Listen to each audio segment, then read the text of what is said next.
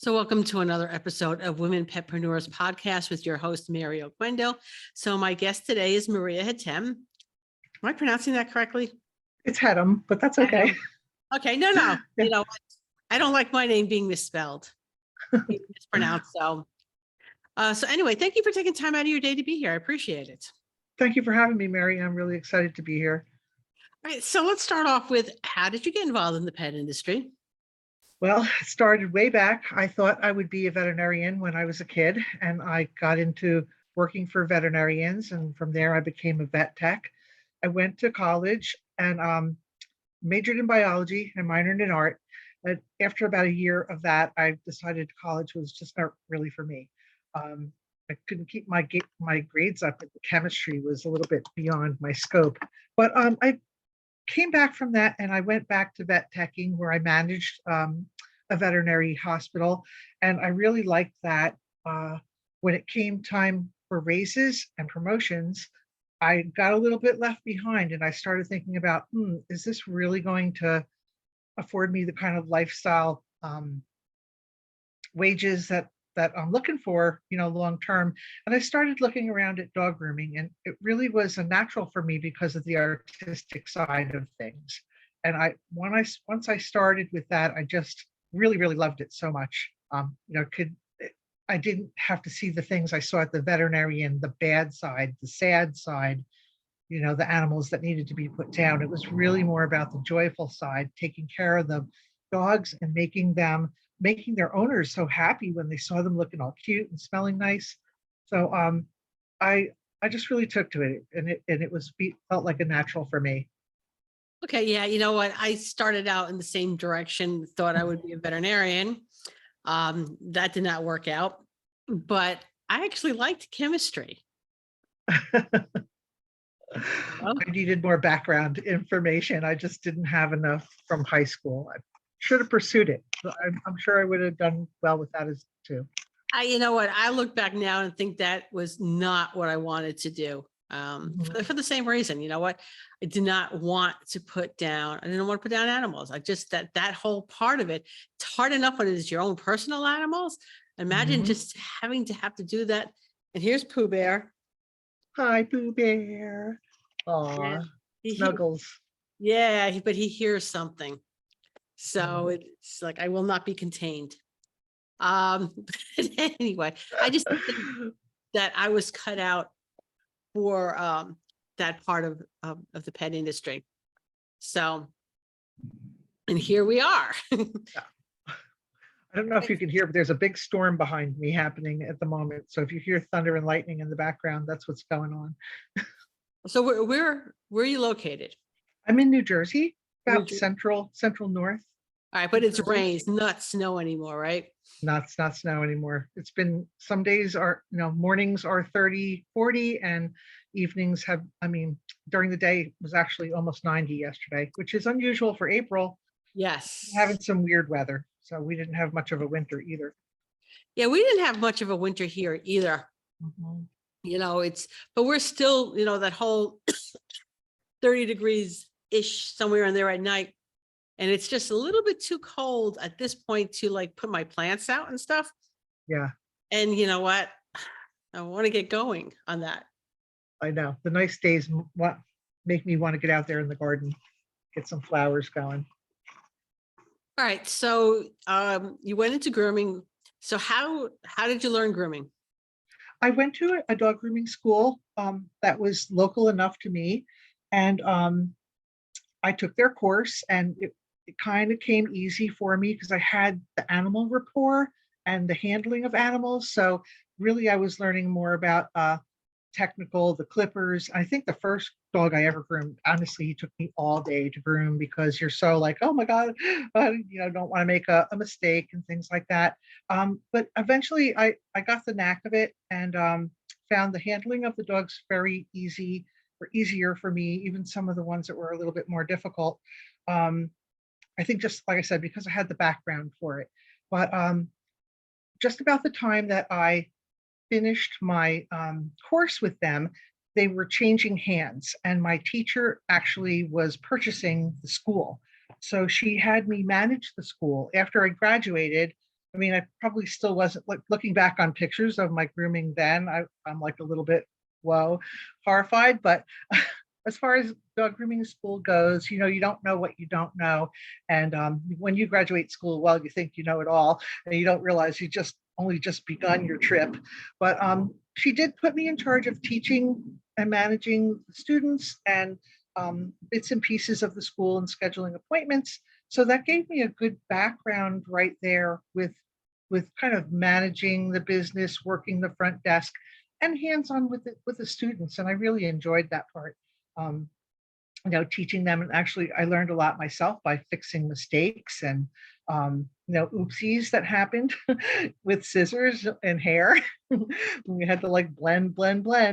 But anyway, that's I got started kind of learning how to teach in that direction at the school. Okay, that's Yeah. pretty cool. That's pretty cool. So after that, let's continue. After that, my teacher purchased the school, and she was going to take over all aspects. So I decided I should be. I heard of this thing called mobile grooming. There was one other person around. I decided that sounds like an adventure, a good idea. No one else thought it was a good idea because they were like, seriously, is anybody going to pay you to come to their house and groom your dog? That was what people would say to me. And I was like, I'm doing it. Wait, do you remember what year that was? That year was 1980, 88, and I bought my van. It was a brand new 1981 Dodge B250. I took it to a shop. I had extra leaf springs put in it. I took it to a people who built ambulances, and they did van conversions, and I had them chop the top off and put the extended top. And then I went to Home Depot and I bought all the wood and flooring, and I had purchased a secondhand stainless steel tub from it was a pet lift, like a stainless steel pet lift type tub that was meant for grooming. So I had that. I made the specs, I designed the interior, and I took all of my equipment and my brand new van with the new chop top to a motorhome repair and conversion person and said, this is what I want done. And can you do it? And he was like, yeah. And I was like, good. But it took him a really long time to get it together because he had never done anything like that before. There were no companies that made dog grooming vans. It was, in fact, there were a few others around at that time. They were very homemade.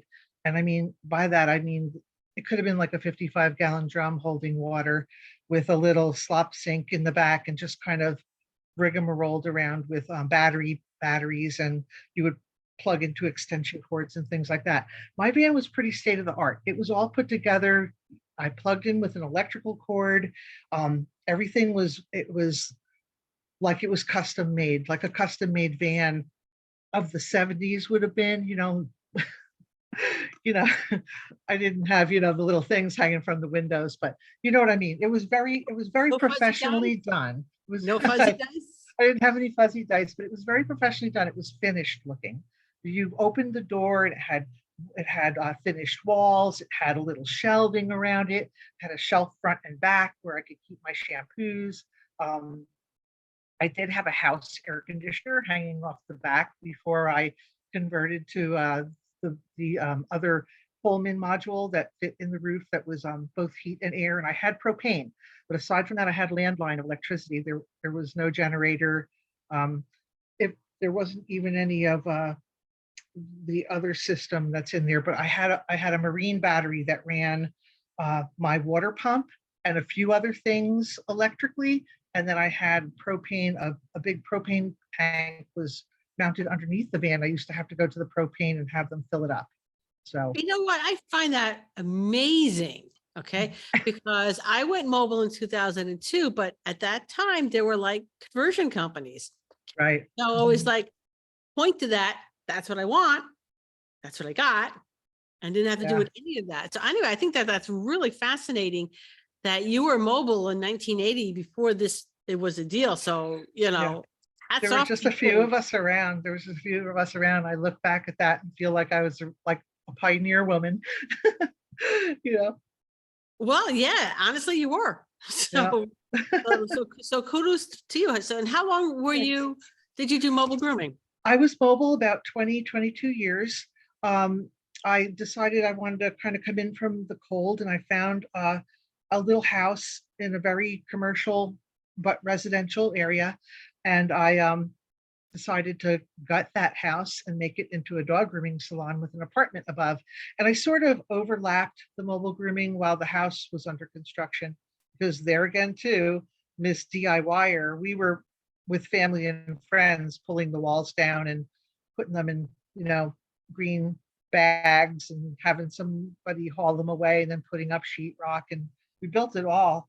And again, to my specs, I have so many dedicated electrical lines, and I knew just where I wanted everything. And from working in lots of different scenarios and with friends and seeing different shops across the country, I knew what kind of materials I wanted to use to build it, to make it happen. And that's what we did. Are you So still that in the was same fun. house? I am still in the same place now, another 20 to 22 years later. We're still in the same place, and it's time to do a little renovating, but it's still working just fine. Still my pride and joy. Wow. Mhm. I'm amazed. I just don't know how else to say it. I am absolutely amazed. Wow. So you have employees, correct? Yes, I do. I Okay. I have employees. I have 3 other full-time groomers, and right now no bathers or other staff. Got to be honest, I lost all of my staff right after COVID. Like all of my groomers, they just went. We were closed down, so people went off and found other things to do, or they worked out of their homes, or they went into business with friends, or just did other things. And when we came back, slowly but surely, my employees left. So I was really left scratching my head, but took a little while. I rebuilt it back. Some people came back. Some other people who worked for me a long time ago came back now as groomers. And right now I have the most awesome team of girls. I couldn't be happier with them. I really feel the sense of team and camaraderie and everybody helping each other out. And I like it when I like to call them my little fledglings who I've taught from scratch, and they leave the nest, and then they get out there in the big world, and they go to a couple of different places and work, and then they come home. So that's what I have, a few of those groomers right now. So that makes me very proud to That's see nice. the level that they are at when I knew them, back when then they were just starting out. That's cool. But Mhm. actually, let me go back to your house. Okay. Okay. Uh-huh. No, because I'm absolutely fascinated because Yeah. am not, I'm not a handy person. All right. So I Mhm. don't like fix things. I don't make things. And something has to be made. I'm like, who do I call? Because it's definitely not me. I don't like to put things together either. I mean, this chair that I'm sitting on, when I bought it off of Amazon and it was delivered, it did not come in a chair-shaped box. It came in a rectangular box, and I'm like, well, what is this thing? And there were parts, and my husband hadn't come up here yet because he was busy with the house in Connecticut, getting that ready to sell. And I'm sitting here with a box and wrenches and wondering, I mean, I did it. I was not happy doing it. And I didn't know anyone here to say, can I like pay you a couple bucks to put this chair together? So while it is a great source of pride that it's a couple of years later, it hasn't fallen apart. It still works as a chair, Mhm. but it's not what I want to do. So when someone tells me that, what, oh yeah, I just got in my house and I just built up a new house just like that. And I'm like, wow, okay. Mary, I think I thought I was handier than I actually was. I had a lot to learn. It was quite the experience. Let me say that. But I learned a lot. I learned a lot, but it came out just how I wanted it to. That's nice. That's really nice. Because it's not me. And my husband is plant and equipment, so he he knows how to do things, but it's also the same mindset as I am.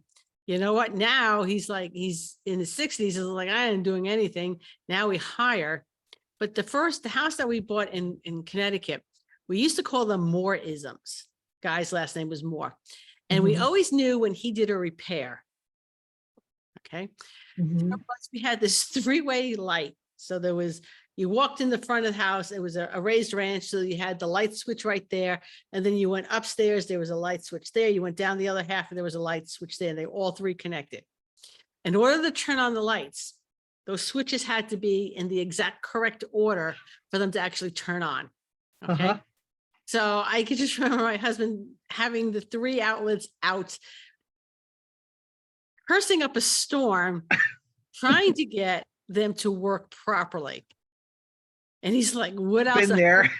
Just like, I hope that this guy did not fix any more things in this house. And that would not have been true. There was a lot of things that had to be refixed. But anyway, so Mhm.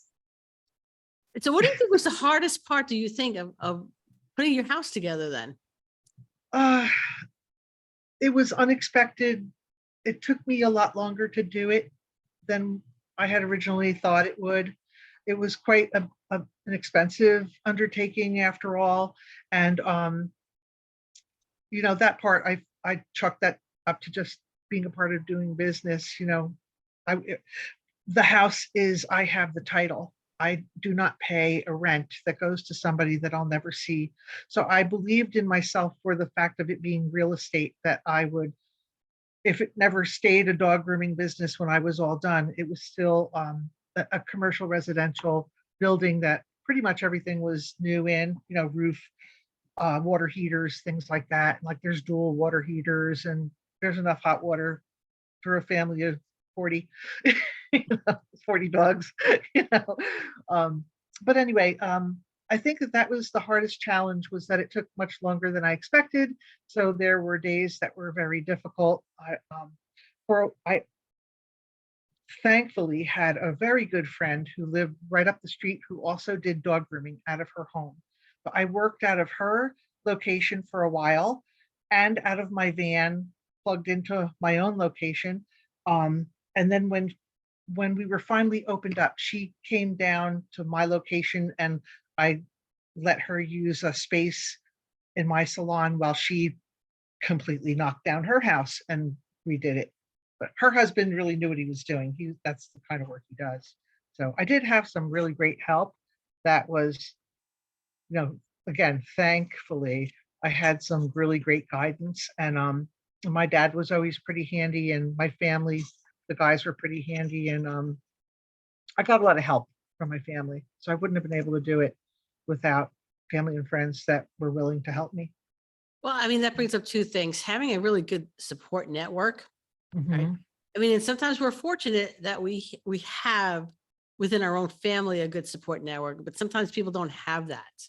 Mhm. So you have to look elsewhere. I can't, overemphasize the value of having people who believe in you. All right. That is true. And the same token, it's really hard sometimes for people to believe in you if you don't believe in yourself. Well, I'm not sure if it was just that I believed in myself or just that I'm stubborn and, oh, and if you want me to get something done, tell me I can't. Tell me you can't do that and just sit back and watch me. So that's kind of my personality, is just that I would be like, take the bull by the horns and, watch me ride. Oh, You know? well, yeah, too. When I bought my mobile grooming van, I had Mhm. zero experience as a business owner, and there was no other mobile groomers in my area. And there were no mobile grooming classes either. So it was like, I didn't have any choice. My daughter had just been accepted to Yale and I quit my job. So there was Right. like, you will succeed. There was no question about that. There was no if, ands, or buts. This has to work because we now have a student loan to pay. Mhm.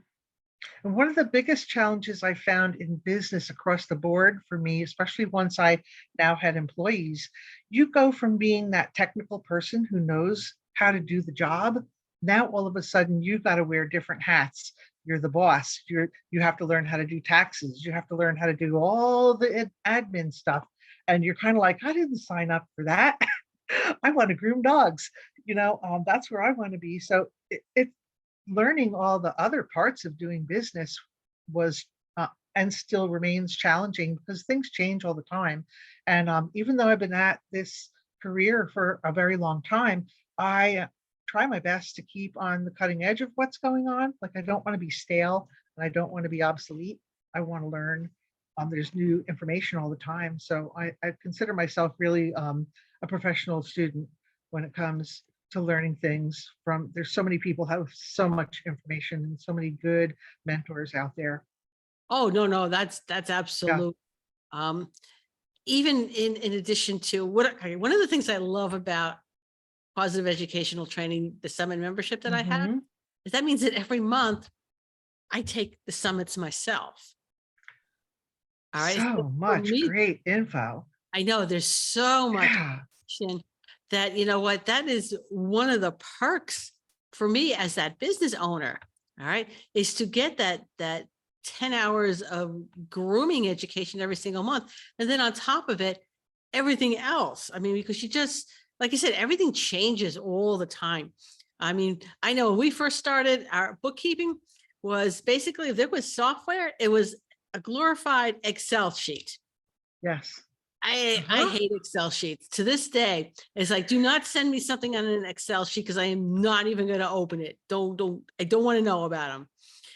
Yeah. And I mean, like, I really hate to be the old back in the day kind of thing, but seriously, I don't think there was only one little curved scissor when I started grooming. It had a rounded edges, was for around the face. And the first, there was no mobile phones when I started mobile grooming. I had to go home and get my messages and call everybody back at the end of the day. There was no touch and base. And people wondered if you were late, they just knew, she's probably stuck in traffic. And then the first phone I had was like one of the first ones. It was like carrying a suitcase around. yes. I felt like James Bond. Well, It here's the was thing so too. big. And it We, was like $37 a minute. yeah, Something crazy. it was ridiculous. Okay, so I Yeah. had that same bag phone too. Uh-huh. Uh-huh. I'm actually sorry that we ended up donating that. I just didn't keep it as like a memento. But yeah, it was literally a bag. All right. A Right. suit. You walked around with a suitcase. All Mhm. right. That was your mobile phone. That was my mobile phone. And yeah, that whole $37 a minute charge is probably about accurate. Mhm. Yeah, so we didn't use it that often. It was like Right. Only in emergencies. it was for emergencies only, because if I'm spending, I don't know, $100, 3-minute phone call, yeah, it better be important. Had to groom two dogs to make that phone call. Oh, so yeah, okay. All right. So moving that along. All right. We know how much, that is, but you know what? We're going to the accounting software, right? So I gave it up Mhm. and was using a Dome book for years and years and years and years. And then I finally decided to jump into online and I got QuickBooks. Let me tell you something, I freaking hate QuickBooks. Worked really well the first time, but the problem with QuickBooks is it has to be set up in a very specific manner. And if you Mhm. don't set it up correctly, it's a problem. And I found that out in year 2 when I was trying to get my taxes together from my accountant and everything was all screwed up. I had to go back and redo the entire year. I was not pleased. Oh, no. Yeah. So That's not good. yeah. So Yeah, I that went must have been back. difficult. It was. And the lesson there would have been that I should have had someone set it up for me instead of, just doing it myself, but, live and learn. My issue with them became their customer service and trying to help me was dismal. Okay. Mhm. So I went back to the Dome book and I just dived back into online bookkeeping again. So I have FreshBooks. And FreshBooks. so yeah. But don't take my recommendation on Okay. just that. Okay. Okay. I've got the 2 sets going. I have still the manual and I have the online. And I won't stop doing the manual until I am certain in year 2 we're okay. Yeah, I've been using QuickBooks, but my accountant said he didn't care for the online one. So I've always just done it, you know, entering it myself or having somebody enter the info for me, the bookkeeping end of things. Yeah, so things are, before we go any further, let's take a quick break Okay. and we're back. Okay. So yeah, so things have changed. And I think part of the thing is why going to trade shows and going with continuing education is so important. It is. It is. I agree. I find so many new things. I mean, even I was at Pasadena this year for the first time at the Groom Expo there, and I still bought grooming supplies. I mean, I have my own dog. I still have my own personal dogs, but there was like new stuff there, and I'm like, whoa, I got to try this on my dogs. New shampoos, stuff that smells good. Check out these jelly loops. There's just always new things. So there's always yeah. new things. So, if you do nothing but shop, go to the trade shows, see some of the new products that are out there. Even the small shows are going to have new products that you have not yet seen and you want to have in your hand. But anyway. Right. And watch some of those talented groomers in there because they're amazing. And even if you never have the want to compete or the urge to groom dogs to their breed standards, you will learn so much just by watching them move and how their hands move and how they stand and how well behaved the dogs are. I mean, obviously you're not going to take an ill-behaved dog into the ring, but but at the same time, there's so much to learn, even if that's not your goal, just by watching what that talented bunch can do. It is amazing. Even if you just sit down and just watch the competitions, all right, they are the absolute wealth of information to see how they're holding their scissors, how they're getting the angles that they're getting. So yeah, I highly recommend that as well. All right, so Maria. Yes. Been in this industry, got over 40 years. It's true. Wow. I must have started when I was newborn. Yeah, you must have. Jeez, what are you, 43? What are you, 3? Exactly.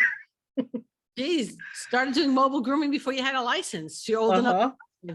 Yes, I just turned 62. I'm still feel like I'm going strong, but I'm slowing down in the grooming end of things. I'm looking at more like I'd like to be managing my salon, and I don't think I'm ready to walk away from grooming just yet. But I like the idea of managing my salon and moving on to doing other things, maybe a little bit more educationally, and be a part of. I'd like to be able to.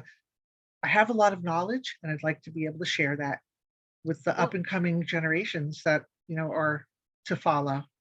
I think that's so important, all right, because I can remember now I entered the grooming industry. I was 38 years old, so second career, okay, coming into the pet industry. And you know what, if it wasn't for some of the great mentors out there, I wouldn't have been half the groomer I was, right? Going and taking and them taking and sharing their knowledge with me was amazing. All right. So yes, please, you have knowledge to share and spare, then do it. All right. I'm looking forward to this next phase. Yeah, no. So I have a little insider information on what Maria's got going on. I'm actually pretty excited about it. Do you want to talk about it? Yeah, sure. I'm excited about it too. I'm looking at putting together a little program that's going to help new groomers and hopefully some seasoned groomers as well, with just some information that I've learned along the way. Whether it's right now I'm working on a series and like a little seminar series, I would call it. Would you say that's correct? A seminar series, but we'll see what else we'll see where else that expands to, because I've got some other ideas too. Okay, cool. You know what? Put the horse before the cart. Well, you know what? Pay attention, because like I said, I've got some insider knowledge on what Maria's putting together, and it's some really great stuff. And I'm looking forward for the day that you actually launch it. So we're waiting on that. Awesome. Thanks. So, appreciate it. So I think like a lot of us who've been in the industry a long time, we do start to slow down a little bit. Right. I groomed large dogs literally until the day I retired. My last 2 dogs was a very old collie and her rather large Aussie brother. I mean, fortunately for me, the collie was a comfort groom. So she was basically hollowed out on the inside. Mhm, But the brother was good, but they were two large dogs. Those were my last two dogs I groomed. Um, mhm. so yeah, it's gonna be a little rough on our bodies. Yeah, my body's feeling it. Thankfully, my team is there. They've all got big dogs and they like to work on big dogs and they get a sense of satisfaction when they complete big projects like that. Those big husky blowouts and malamutes and stuff, they like it. The one girl has a Great Pyrenees, but I still have a handful of my specialty is more like the hand scissoring, and I did hand stripping. So I still have a handful of those clients who still come in, some standard poodles and some pretty haircuts and Bichons. I have a lot of Bichons who come. Um, but those are I've kind of like weaning myself off of that as I teach my team to be able to do like say if it's a pet Bichon, we can make him look very Bichon looking, but we don't need to leave all that coat. They can still look really cute and the people want them to look like their breed, but they can still be in that pet type trim. They don't have to be carrying all that maintenance hair around with them.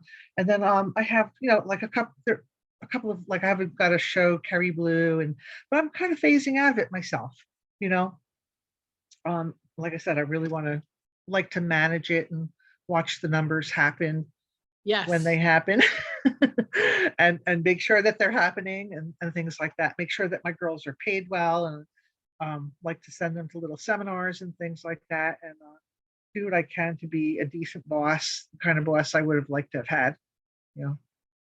Yeah, and I think that's probably why I didn't have employees is because I didn't have any real consistency with bosses. So Mhm, when I mhm, first started, the the store manager who was my boss, all right, was mhm, like, I don't know anything about grooming. You do what you want, oh, whatever, and that was great. Okay, and then he left, and then we started getting the manager du jour.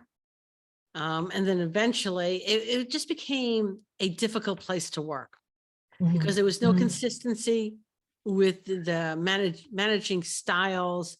The assistant manager was a jerk, um, and didn't think groomers should be making more money than he did.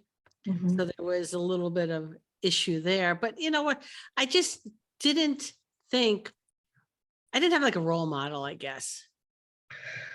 I didn't really either, but I had enough friends in the business that I could see, or if I visited their shops, where I could see how things went there. So I learned a lot from that. But I'll also say, I'm not the person today that I was 10 years ago or 15 years ago when we were first starting out. We grew super fast and it was just coming at me so fast. I'm sure there were days I was stressful and not the nicest boss or the nicest person to be around. But I always kind of strive for that. But you have to have that dividing line with your employees sometimes that you are the boss and they do need a leader. So you can't, there, certain things you do have to have rules and you do have to have that protocol for your salon and how you want people to walk in and experience you and their customer service experience also. So it's not all about the groomers, although us groomers would like to think it is. Yeah, but you know It's what? about the customer and the pets, the dogs, the ones that we're here for. Yeah, so you know what? I'm always, amazed when I could see like a really good boss, and because your people stay, you know. Mhm, If mhm, I had a good boss, I probably wouldn't be like sitting here doing this because mhm, I was when I had that good boss, I was really happy there. I mhm, was really happy at the corporate store that I was at. I just simply think that I would may have transferred as my husband retired. I thought maybe I just transfer, but I didn't have any intention of leaving, you know. mhm, So, you take the good and the bad because sometimes bad bosses make good decisions for you. mhm. Well, That's true. Everybody, I believe that everybody is always trying to do their very best, and sometimes, it can be stressful. We've got dogs barking, and maybe dogs trying to take a swipe at us, and um, the day can just go haywire. Customers can be demanding, and all those things, all those stresses of the day can sometimes push you over the edge in an environment that's loud and noisy, and you've got like too much uh an overload happening at the same time. So sometimes it's good to be able to take just a little break also. All right. Actually, before I want to jump back now to your mobile grooming van. Okay. So you decided to not do mobile anymore. What did you do with your van?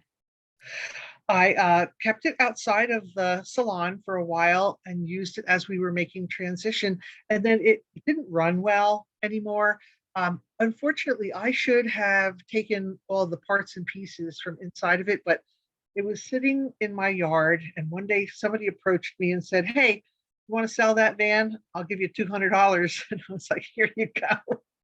Take it away, because it was really old by then, but I really should have kept it as an additional station, or even for just the tub that was inside of it. We were supposed to take the tub out before he took it away and never did that. And then he wrecked it he didn't realize that it was a whole thing. He was trying to peel the stainless steel off the wood, and he just destroyed the whole tub, but live and learn there, you know? Okay. All right. So where do you see yourself in, I don't know, like say 5, 10 years? 5, 10 years. I would really, I would like to see myself still be in the industry, this industry that I love, still be doing something with dogs, but being more of an educator and sharing my knowledge with the new, the new generations to come, or people maybe that have challenges in their business. I'd love to be a consultant in something in that manner, something that's a little less physical on my body, but that I've got the mental knowledge so I can share that information with people. And um, I think I'd still be liking to make a living doing that. And, I don't think I'm going to be independently wealthy anytime soon. Um, Although I've done very well for myself, it's sometimes is really a labor of love, this job. So, I would like to see myself doing other things, but staying within the industry. Maybe from Hawaii, though. Yeah.